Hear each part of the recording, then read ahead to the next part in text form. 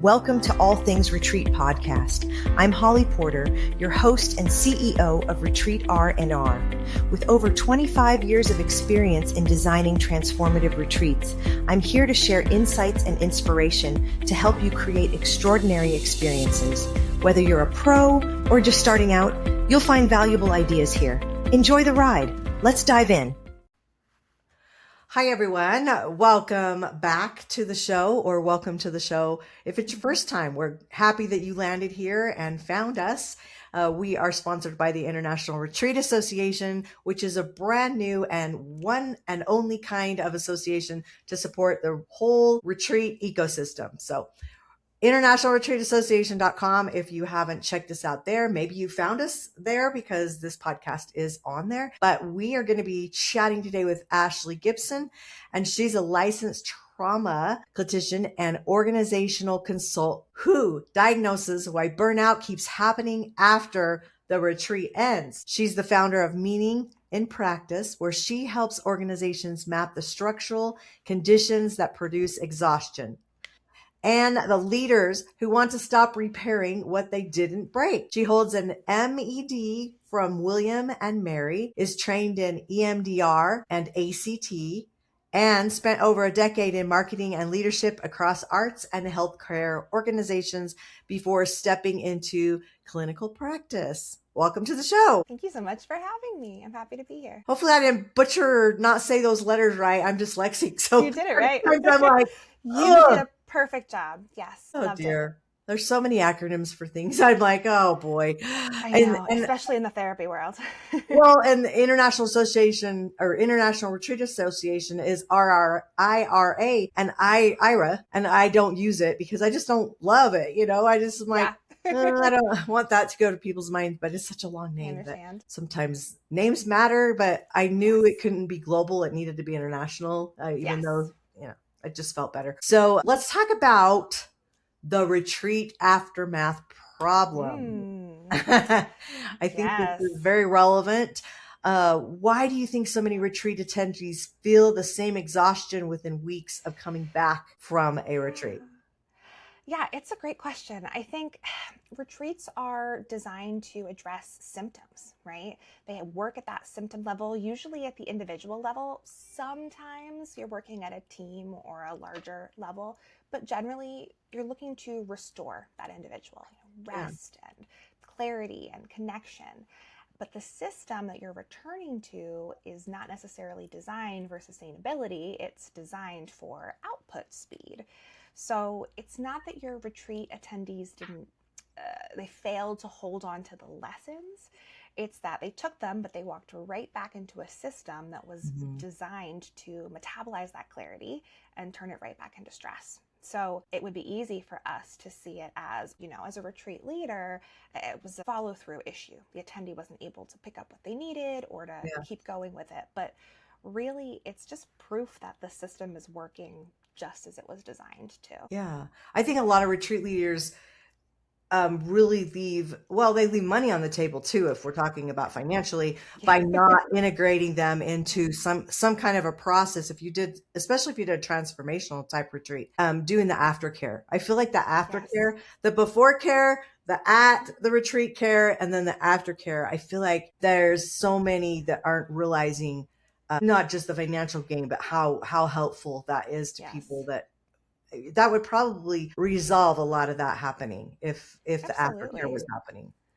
I mean, even from a therapeutic standpoint, right? I spent 13 years in executive leadership before I became a therapist. But as a therapist, it's not often that people say, okay, I'm done with therapy forever. Even the people who see amazing gains, which they do, will still be in some kind of maintenance mode because they're still walking back into systems that they personally don't have agency over. So I absolutely see that as aftercare. Yeah, I think, needs to be happening. We'll be talking about that a lot on this show. We have, and we will be, because I feel like it's so important. It's not just, a retreat's not just a party, you know, you're really there to perform some kind of transformation even if it's just a girls' trip or whatever. Yeah. You're leaving for a reason. You want some kind of new atmosphere change. And so you want some kind of transformation or you wouldn't be going. Let's talk about the empty cup myth. So you push Yeah. back on that. You can't pour from an empty cup. What's that It's a danger? good metaphor. I mean, I listen, like I use it with my therapy clients all the time, but at the same time, we're back to it makes burnout look like a depletion problem, right?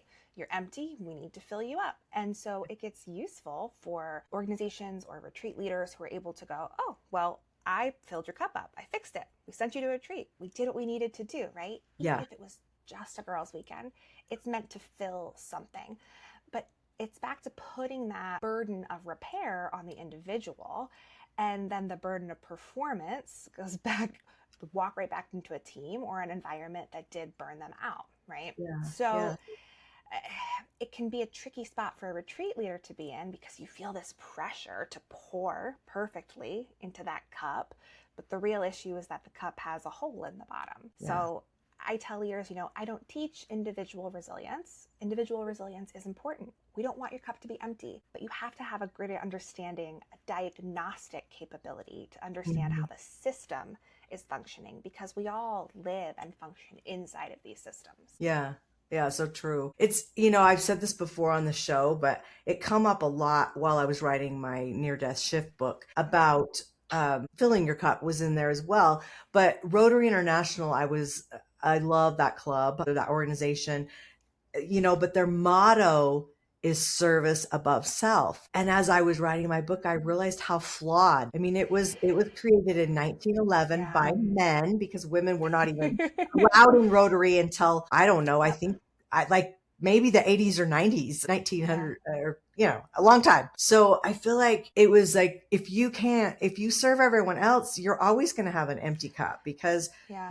it's putting the oxygen mask on somebody else before you serve yourself and can't breathe, right? And Yeah. anyway, so I talk about that a lot, and I feel like I probably should take some action on write their corporation and just say, this is due for an update.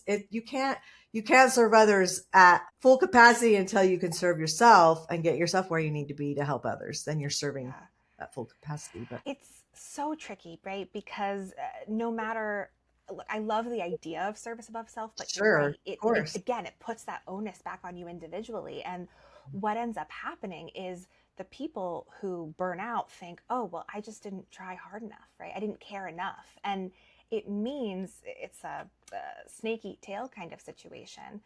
The people who care more are the more likely to feel depleted because they're pouring and pouring and pouring because they care so much. Yeah. Yeah.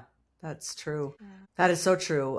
Anyway, we could have a whole show on that. We should. Let's do it. but the point is fill your cup. Yes. Right? Fill your cup Well, and then let's repair the cup too. Let's yeah, fix that yeah. hole. That's right. Whatever's seeping out. Yes. But if your cup runneth over, maybe it won't be seeping out. Yeah. Hopefully.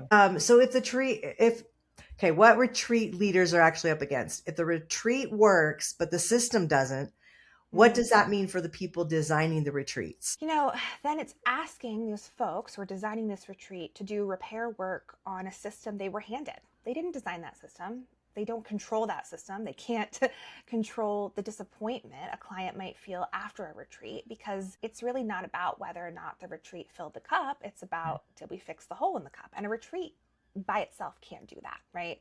So a retreat leader might absorb post-retreat disappointment, but it's not about what did or didn't happen at the retreat. It's about the return to the system. And again, back to that idea of you're probably working as a leader with high performing teams, people who care. So I think what's important for your audience to know is the transformation you're creating inside a retreat environment is very real, right? We've all been there. We've been sitting in a workshop and thought, wow, everybody gets it and we're all on the same page. And then you get confused, you walk back into the system because you're like, wait, where did that magic go? Where did that reset and rejuvenation and insight go? And it's because the system is very real. You're not failing. You're just working in a narrower lane. So I know we're going to talk a little bit about, what to do about all of this, but my message often when I work with these leaders is having the proper diagnosis, really understanding why this is perpetuating is perhaps the most important thing you can do so then you can frame it appropriately for yourself. Right. I like that. Yeah, for sure. What's one question retreat leaders should ask their clients before the retreat Mm. even starts? So generally, I think we would ask, what do you want to get out of this? And I even ask it as a clinician, but I would rather your retreat leaders ask, what are you walking back into?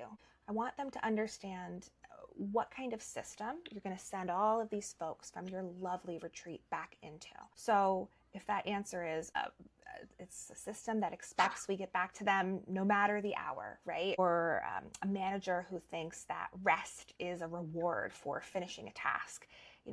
The retreat leader can gently kind of name that early and go, okay, that dynamic, that system you're going to walk back into is going to exist long after our retreat. So you could use this question of what part of your return environment would be most likely to eat the change that you're hoping to generate in the retreat. What are you trying to get out of the retreat? And then how might it go awry when you get there? So you're not coaching necessarily, but you're teaching them to read that system that they're going to re-enter. And then that changes your retreat from a personal restoration to more of a strategic intervention. And it protects you as a retreat leader from having to take personal responsibility for the aftermath because you've taken the whole system into consideration. Yeah. I like that. Yes, yes, yes. Well, how do retreat leaders have a better conversation with the companies and teams that they send to them? Yeah, I think it actually gives retreat leaders a real permission slip, right? To help folks understand you can't buy wellness in a one-off way. You feel it regardless of, I went to a yoga class. Okay, great.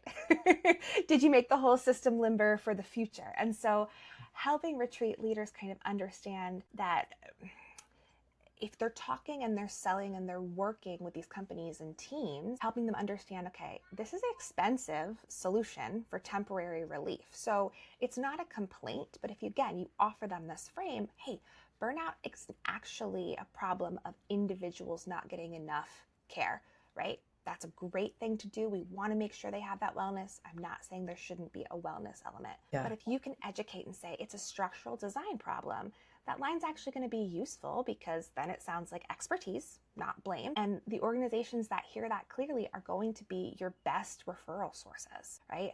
The ones that don't are going to come back in your retreat and be confused as to why it's not working. But the ones who really get it and who you're able to mesh and meld with are going to help you build a narrative that really serves the overall system and lets them kind of level up year to year. And that's where your best work is going to come from as a retreat leader. Mm-hmm. Mm-hmm. So Ashley, your path has taken you from marketing and organizational leadership into trauma-informed clinical work. It's broad. What led you to connect burnout with both individual healing and organizational structure? Yeah, I was seeing it from both sides. So for the first few years that I saw clients, I was still in my executive role and I would do my 40 hours. I worked from home during the day, make all these decisions, triage budgets and projects, and then I would turn around and go sit in the therapist chair in the evening and see those same patterns walk into my room from the other side. So at that point, I was finishing up school and I was understanding, there's actually clinical frameworks for diagnosing why what we would call a maladaptive relational pattern continues. Because burnout is relational. It's in the definition of burnout has to do with interpersonal context, right, in a workplace. And so when you add stressors to that environment, there's this bigger clinical picture. And I went, I can take what I know as a therapist about the neuroscience and relationships of all of this and apply it to organizational contexts. And so hence structural burnout. Okay. So what do you think it means to for a retreat leader to be trauma informed? What do you think that means? So like a therapist, I would tell you that being trauma informed is less about trying to make sure that you mitigate every possible thing that could go wrong or that could be activating for somebody, because the reality is we don't know what's going to be activating for somebody. Right. Being trauma informed is more walking into it with this lens of understanding there is the potential for someone to be activated by X, Y, and Z, and being able to navigate that in a way that feels appropriate to the situation. So I always use the example of I work with trauma. If you've got folks who, are veterans, perhaps they are sensitive to loud noises or feeling cornered or backed into a wall, right? Same thing, if you're working with neurodivergent folks, a lot of people have issues with various sensory inputs or may want an alternative to big group activities or one-on-one interactions. So being trauma informed does not mean you have to build a retreat that serves every single iteration of every potential problem, but it does mean that you've kind of pre-thought that those things might come up and that you provide a gentle opening for someone to voice accessibility concerns when and if it's needed. Yeah. Okay, so what do you think a retreat leader should do when a participant has a strong emotional response or becomes overwhelmed during an activity? Because a lot of retreat leaders do these kinds of activities. What do you think they should do? Yeah. So I bet that retreat leaders are already doing a lot of what I'm going to share, but co-regulation is the first thing that comes to mind for me, right? The way that I handle myself in a situation is going to help depend on how you're going to be able to re-regulate or not. So if I start talking really fast like this and moving around really fast and this and that and the other, and oh my gosh, we have to get you out of here, it's going to keep you activated and elevated. So perhaps another element of being trauma informed is to have probably already do, a quiet space or area that you are able to share with folks at top when you're doing, your housekeeping. Hey, if you need a moment to step away, this area exists for you. And that way you already have bookmarked in your brain, you're able to come over, you're able to co-regulate with your nervous system, keeping your breathing, your tone nice and low. I hate to say like you're approaching a scared animal, but think of the way you would kind of get down on, I have a toddler, get down on a kid's level, right? Hey, you're having a really hard time. Totally get that. We would love for you to join us when you need a minute, right? And so being able to escort them or direct them to an area that you've already pre-identified for them is what I would recommend. And then you can also have resources ready to go. If you have a retreat, if you have a co-leader or a partner there who could tend to them, if you're not able to in that moment, tend to them on the next break and check in with them.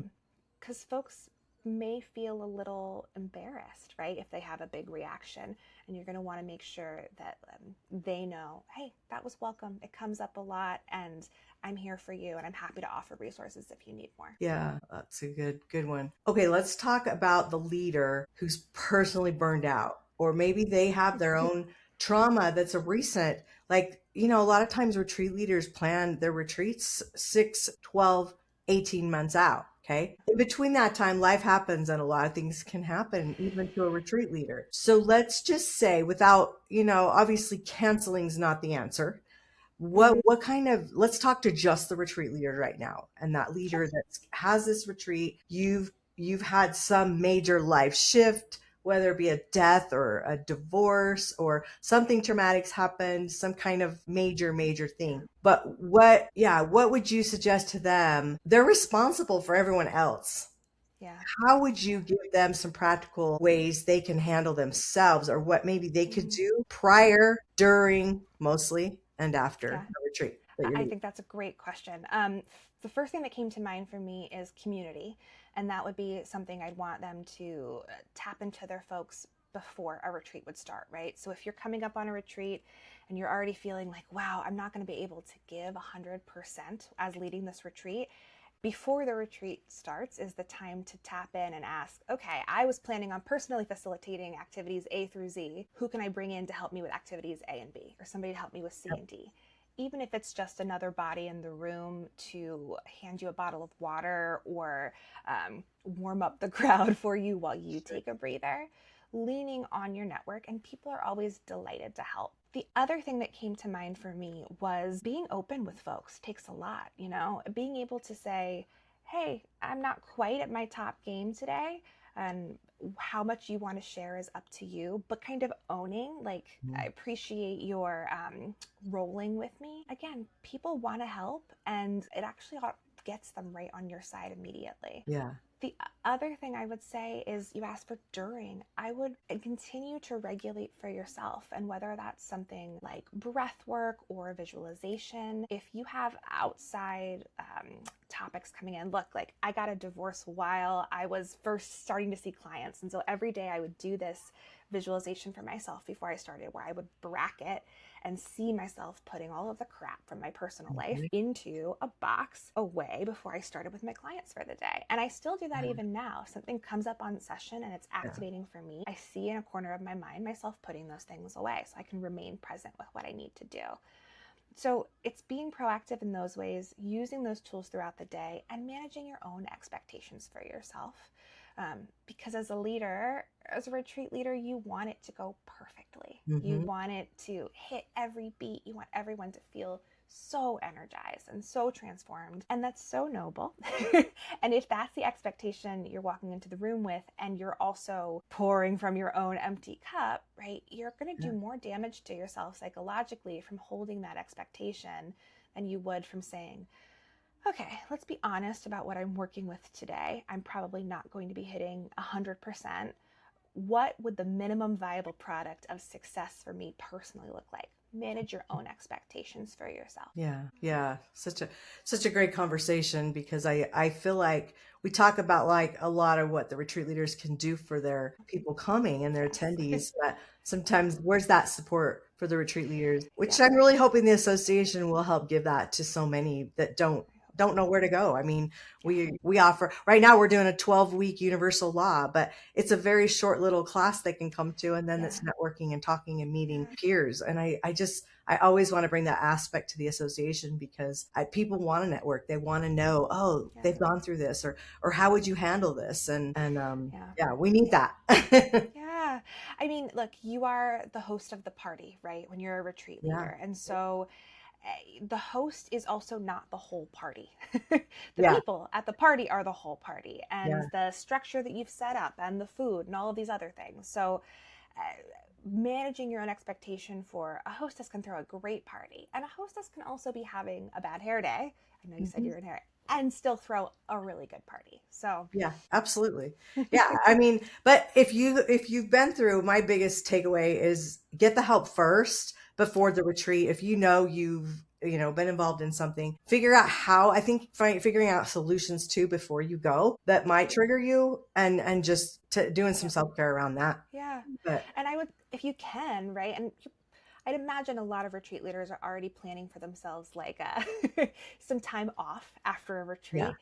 Lengthen that, give yourself even more recovery time, knowing that you're working with less. Make sure you're eating, watering yourself, and moving and doing all of those things appropriately to an even greater extent. Absolutely. Okay, I'm going to ask you just a couple of our rapid fire. Let's do it. We're out of time, but all right. Boundaries or better systems? Better systems, 100%. Rest or resilience? Rest. Retreat breakthrough or daily practice? Daily practice. A big red flag in the workplace culture? We're all family here. I like that. And journaling or conversation? I can't pick both. I can't pick both. You can pick both. It's okay. I'm gonna pick both, because as a clinician who works both in individual and organizational spaces, I want both. No, there's but I will say, if I had to pick, I'd probably pick conversation, because we are at our core relational creatures, right? It's why these maladaptive dynamics are relationally perpetuated. It's why we're doing systems level thinking. So communication. Absolutely. But journal about it afterwards. Yeah, there you go. Yeah, I love that. Well, okay, Ashley, this has been a great conversation, and I feel it to my core that somebody needed to hear this today, especially our retreat leaders who also need so much support, and that's okay. We all do. Admitting it is the hard part sometimes. But thanks for coming, and you will be able to get Ashley's information from our show notes. So if you want to continue a conversation with her, all her information will be there that you can connect to her, send her email, or go to her website and see. And hopefully we can talk her and coming and joining us at the association, because she would be a great one in the room when we have some of our master classes and stuff. So just putting that out there live. And I appreciate it. And, if you're working with anybody who you would like a speaker to come and talk about some of these things, I'm actively booking for 2027 and beyond. So let's get beyond that. Refill your cup and give you all the tools to bring that diagnostic framework in. I'd love to. Absolutely. Absolutely. Okay. Well, everybody, I will see you next time, I hope, on the show. And please like and subscribe us so that helps our channel out. And we appreciate you. And we want to be here to support you. Till next time. Bye for now. Thank you. Thanks for joining us on this episode of All Things Retreat. We hope you're leaving with new ideas, fresh inspiration, and the motivation to take your retreats to the next level. Don't forget to subscribe and leave us a review. It helps us grow and reach more retreat leaders like you. And if you have any questions, topics you'd like us to cover, or just want to say hello, send us an email at info@weretreatrnr.com. Follow us on social media to stay connected and catch all the latest updates. Until next time, remember, great retreats start with great intentions. Let's make them extraordinary, one step at a time. Thinking about hosting a retreat? Before you dive in, let's make sure you're really ready. Grab your free Are You Retreat Ready checklist and find out if you've got everything in place, from your purpose and pricing to your audience and agenda. Don't guess, get clear. This quick checklist will show you exactly where you stand and what you need to make your retreat a success. Click the link below in the show notes to grab your gift and take the first step toward hosting with confidence.